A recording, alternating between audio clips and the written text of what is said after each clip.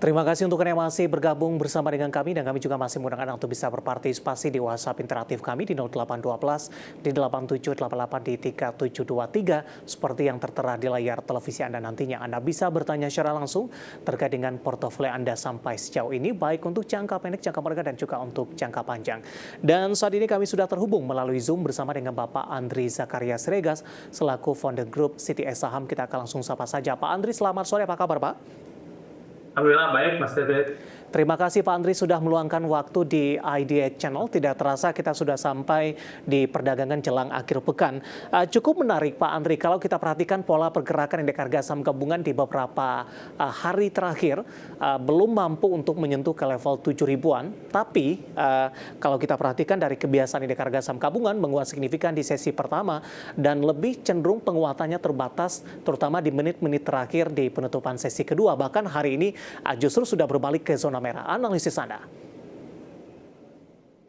Ya sebenarnya sih kalau lihat indeksnya, beberapa kali kita juga sudah bilang agak berat indeks kita untuk naik ke atas 7.000 tanpa dengan banking ya. Sektor finance sendiri masih distribusi, jadi saya pikir agak berat. Sekarang ini juga indeks kita seharusnya kalau tanpa aman ya, aman mineral dan juga brand ya, IPO kemarin yang hari Senin, itu harus indeks kita udah di atas di kisaran 68 sampai 6.900. Jadi kita bersyukur kemarin ada IPO brand yang bisa mengangkat indeks dan juga aman yang masih berada di atas 6.400 ya, karena membuat mereka kan besar yang masuk top 10 untuk market cap ya, terbesar di indeks.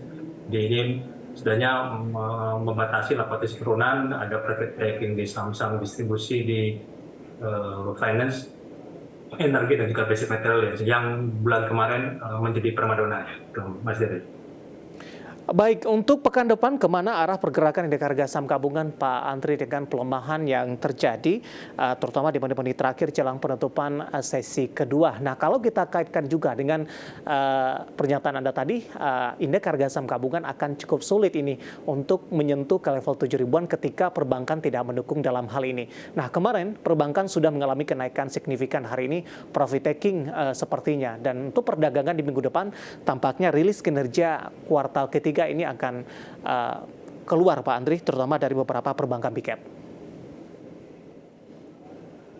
Ya kalau sementara ini kita lihat sih indeks kita masih cukup lagging ya dibandingkan Wall Street ya. Wall Street sebulan ini aja udah naik 2-3% ya di Nasdaq dan juga di Dow 30 ya. Jadi kalau untuk indeks ini ya seperti bilang tadi emang variasinya masih ada pelemahan juga ya. Jadi pelemahan juga ada terbatas. Indeks kita masih dijaga di 200 hari average di 6822, atasnya kemarin ketingginya 7.046. Saya pikir juga untuk break atas 7 ribuan juga untuk kita overtaking. Di bawah pun juga ada di bawah 6.822 juga 200 hari average. Jadi kalau untuk ajang kita untuk kita akumulasi. Kenapa? Karena ada sentimen tadi, contohnya kayak laporan keuangan nanti dimulai juga minggu depan juga masih memberikan sentimen positif, ditambah juga Oktober ini biasanya kan cukup bagus ya, cukup banyak positifnya dibandingkan September kemarin ya, kita cukup turun tipis. Jadi ini yang memberikan peluang kita masih konsolidasi ya, karena juga masih ada IPO baru nanti juga yang masih menolong indeks kita masih bertahan di atas 68 sampai dengan 6.900 contohnya brand aman ya. Kalau misalnya brand nanti injek lagi sampai Senin Selasa, otomatis juga indeks kita masih bisa agar penguatan ya. Karena kan kita tahu kan brand itu kan sektornya infrastruktur. Ya, kalau infrastruktur kemarin juga didukung oleh saham-saham bursa karbon, jadi bursa karbon itu sama ya, saham-sahamnya contohnya PJO, BRPT juga sudah di kondisi oversold. Jadi saya pikir ya minggu depan basic material ya juga saham-saham yang kemarin yang cukup melemah di minggu ini akan technical rebound ya, terutama di energi, basic material dan juga dari infrastruktur. Baik, bagaimana dari sisi perbankan Pak Andri? Hari ini berbalik arah sepertinya profit taking terjadi. BBNI yang sebelumnya sempat mengalami kenaikan yang cukup signifikan, hari ini mengalami koreksi yang paling tajam jika dibandingkan dengan beberapa perbankan big cap lainnya. Ya, kalau untuk finance saya bilang juga masih dalam distribusi. Dan nanti ada new law lagi nanti di minggu depan. Ya, untuk sektornya, jadi sektor finance sendiri itu kondisinya belum selesai. Dan makanya kita lihat di sini sebenarnya sudah terlihat ya. Kenapa Bank Mandiri rekor high kemarin di atas 6150, BBNI juga all time high kemarin juga di atas 64, sampai tingginya sampai 5425. Tapi kenapa BBCA dan juga BRI lagi? Nah, jadi terlihat ini agak rapuh, jadi agak mix ya di sektor finance sendiri yang big cap-nya ini yang mendorong juga memicu agak membanding juga kita di indeks juga. Jadi saya pikir minggu depan ya mungkin kalau ada profit taking di Bank Mandiri juga BRI yang sekarang ini leading di finance, ya kemungkinan market akan masuk yang murah sekarang di BBCA atau BRI yang saat ini masih underperform di kisaran BRI kan masih 5.000 sampai dengan 5.200, ya juga BBCA juga masih 8.800 sampai dengan 9.000. Itu Mas David. Pak Andri, apa yang menyebabkan para investor ini, terutama untuk hari ini, melepas dari saham-saham perbankan backup? Apakah memang murni dari profit taking, mengingat dari sisi fundamental mereka baik-baik saja sampai sejauh ini? Ya, kalau dilihat sebenarnya yang keroknya sih terlihat dari data kemarin, data Amerika sendiri, data ekspektasi, ya itu kan kita lihat kan tren oil kan ini kan masih volatile ya. Jadi kalau lihat juga tambah juga yang kedua juga penguatan dari dolar rupiah. Nah, sekarang ini closingnya kan di atas ya. Closing ini tertinggi dalam 6 bulan terakhir ya. 15.700 closing mingguan ya. Jadi ini juga memberikan peluang kemungkinan dolar rupiah akan dihai lagi nanti minggu depan. Bagi kita sih masih 15.780 sampai dengan 15.900. Ya, saya pikir untuk 16.000-nya diprotek ya, karena mungkin ada intervensi dari Bank Indonesia. Jadi saya pikir ini yang akan membebani saham-saham yang cenderung sensitif terhadap suku bunga seperti kayak finance, properti, konstruksi, semen. Jadi ini yang mendorong juga saham-saham finance sebenarnya diguyur karena kalau dilihat memang masih tertolong kemarin oleh BRI dan BNI dan juga Bank Mandiri yang masih diakumulasi. Bagi yang sudah profit taking hari ini, Pak Andri, bagaimana rekomendasinya untuk perdagangan di minggu depan untuk beberapa perbankan big cap mungkin yang paling Anda rekomendasikan? Ya, kalau aku sih lebih rekomend untuk BBNI ya, karena juga baru stock split, ditambah juga mungkin nanti juga laporan keuangan juga bagus. Jadi menjelang laporan keuangan sebenarnya sudah ada diskon sebenarnya ya, bad or good-nya juga. Tapi kalau dilihat seperti teknikal sih masih disetujui. Jadi kalau minggu depan ada penurunan lagi, saya pikir masih penurunan lagi karena kalau lihat juga Dow Jones kan belum selesai sell off-nya ya. Nanti akan ada koreksi besar lagi nanti di Wall Street. Sekarang ini lagi naik dulu. Ya, awal minggu depan, jadi juga akan membantu juga indeks kita untuk bertahan di atas 6.900 sampai 6.822. Jadi kalau minggu depan saya pikir bisa untuk kecil beli ya untuk saham-saham seperti kayak BCA, BRI yang lagging, sementara untuk Mandiri juga lebih bagus kita masuk di bawah 6.000. Kalau untuk BBNI kita masuk di bawah di kisaran 5.000 sampai 5.100.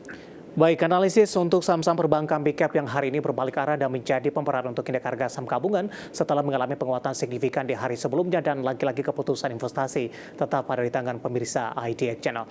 Pak Andri, selain dari perbankan big cap, hari ini teknologi juga tampaknya menjadi pemerat. Fokus dari investor tertuju pada Gotoh hari ini tampaknya melanjutkan koreksi cukup dalam, Pak Andri. Tadi sempat menembus level terendahnya di sepanjang masa di Rp66 per saham, penutupan di 8,22% pelemahan dan ditutup di level 67. Cukup banyak juga pertanyaan masuk dari pemirsa IDX Channel, kemana arah dari saham Gotoh selanjutnya? Apakah momentum ini sudah bisa direkomendasikan paling tidak untuk cicil beli untuk Gotoh? Ya, untuk Gotoh sendiri kan sebenarnya dari beberapa bulan yang lalu udah bilang ya, mungkin 81 pasti akan jebol. Karena ini wave-nya kemarin naik itu kemarin sampai dengan 139, 147 itu cuma wave koreksi 4 ya. Maksudnya untuk jualan harusnya. Ya. Kemarin pun juga kita beli juga pribadi, kemarin kita sempat take profit 98, sekarang nyangkut lagi juga. Saya juga mau cut loss lagi kalau sampai tembus di bawah 64. Jadi supportnya sendiri di 64 sampai dengan 54, ya 57. Jadi memang harus kita sudah break di atas, di bawah break di bawah 81. Jadi untuk Gotoh sendiri agak riskan ya, karena juga di Asian market juga emang teknologi juga lagi kurang bagus. Contohnya Grab juga kemarin juga sell off juga ya, crash, jadi bukan cuma dialami oleh Gotoh. Kemarin juga yang kedua juga ada private placement yang juga menambah juga beban juga ya, otomatis juga nilainya juga sekarang negatif ya untuk pair-nya, jadi artinya kurang bagus. Nah, mungkin kita lihat nanti dari laporan keuangannya ya, apakah membaik seperti yang kemarin di kuartal 2 ya. Tapi kalau dia teknikal sendiri selama masih di bawah 71 sampai dengan 81 masih recommend sell untuk targetnya 64 sampai dengan 57 untuk Gotoh. Jadi Gotoh kalau mau recover harus break di atas 76 sampai dengan 81 untuk bisa balik lagi ke 95 sampai dengan 110. Oke, kebetulan ada Bapak Joni dari Jakarta, ini sudah masuk di WhatsApp interaktif kami menanyakan Gotoh setelah private placement bisa buy di harga berapa untuk minggu depan? Apakah harus break ke 76, 81 terlebih dahulu, Pak Andri? Ya, kalau lebih amannya di situ ya, karena kan kalau 76 sampai 81 itu berarti demand udah masuk ya, masuk ke area demand. Sementara ini kan marketnya ini masih market dalam area supply. Baik. Jadi artinya agak riskan. Ini kalau mau cicil beli aja. Karena ini kan low-nya masih 66. Ini agak nanggung low-nya. Kenapa? Karena volume hari ini strong. Oke. Ya, jadi kalau volume strong, jadi artinya nilainya hari ini sampai lebih dari 600 miliar. Jadi artinya hari ini net sell di Goto. Jadi kemarin juga sama. Jadi kita nunggu market net buy dulu di antara 64 sampai 66 atau terendah 57 untuk kita beli. Targetnya 71 sampai 76 untuk yang pendek.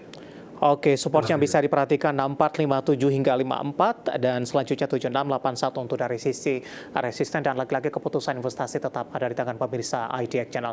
Pak Andri, kita hold terlebih dahulu. Saya akan sampaikan update penutupan di perdagangan di sesi kedua hari ini dan juga beberapa data perdagangan lainnya yang berhasil dihimpun oleh tim redaksi kami. Dan pemirsa, indeks harga saham gabungan di penutupan perdagangan sesi kedua hari ini masih bertahan di zona merah di penutupan perdagangan sesi kedua, tepatnya mengalami pelemahan di 0,12% dan indeks harga saham gabungan ditutup di level 6.926,78. Trading volume, trading value, dan trading frekuensi masih berjalan sampai sejauh ini.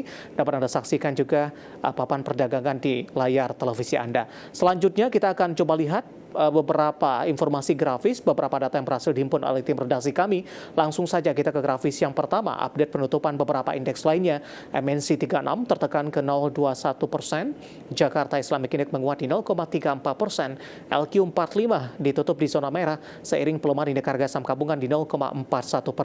Selanjutnya rotasi pergerakan sektoral, infrastruktur masih memimpin penguatan. Ada brand di sana menjadi penopang 4,19%, energi juga menguat di 0,54%, teknologi hari ini menjadi pemberat tertekan cukup dalam di 2,90%, properti setelah hari kemarin naik signifikan, hari ini juga melemah di 1,20%. Selanjutnya, saham-saham yang mengalami penguatan signifikan pemirsa yang masuk ke dalam deretan top gainers, diantaranya Medco menguat ke 1495, kemudian juga ada STRK menguat di level 304, TCPI juga menguat di 8775. Brand hari ini lagi-lagi mengalami auto reject atas di 2360. Selanjutnya saham-saham yang mengalami pelemahan yang cukup dalam, ada Goto ditutup di level 67, tadi sempat menyentuh di level terendahnya di Rp66 per saham. BBNI hari ini juga tertekan dalam di 5.175. Arto perbankan digital hari ini juga koreksi di atas 7% di 1.620. Aces juga tertekan setelah mengalami kenaikan yang cukup signifikan di 785. Updatean di penutupan sesi kedua hari ini dan semoga bisa menjadi referensi untuk Anda, terutama dalam menghadapi perdagangan di minggu depan.